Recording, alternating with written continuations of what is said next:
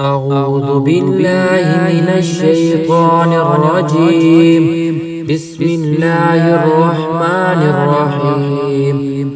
والمرسلات عرفا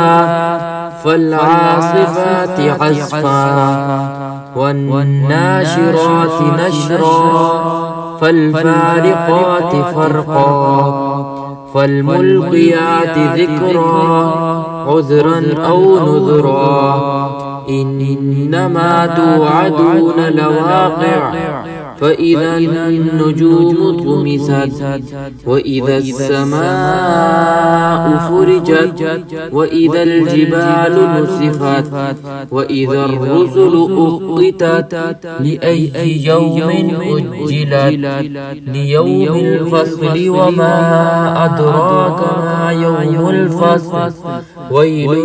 يومئذ للمكذبين ألم نهلك الأولين ثم نتبعهم الآخرين كذلك نفعل بالمجرمين ويل يومئذ للمكذبين ألم نخلقكم من ماء مهين فجعلناه في قرار مكين إلى قدر معلوم فقدرنا فنعم القادرون ويل يومئذ للمكذبين ألم نجعل الأرض كفاتا أحياء وأمواتا وجعلنا فيها رواسي شامخات وأسقيناكم ماء فراتا ويل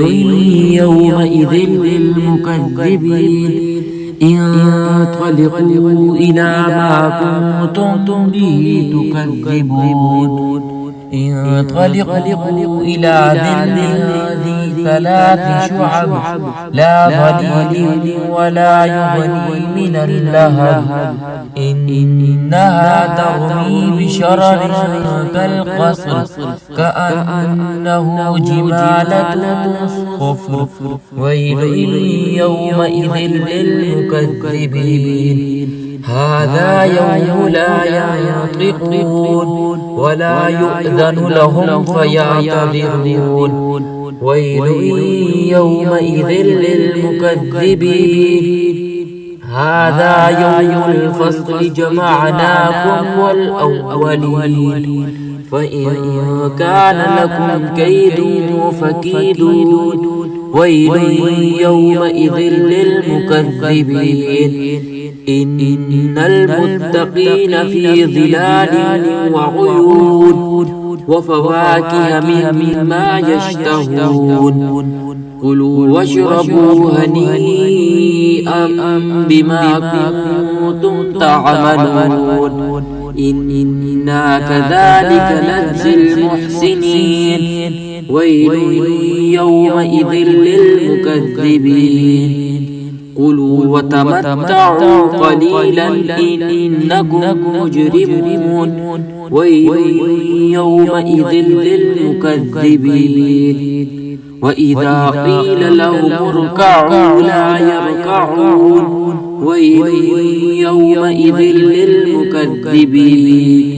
فبأي حديث بعده يؤمنون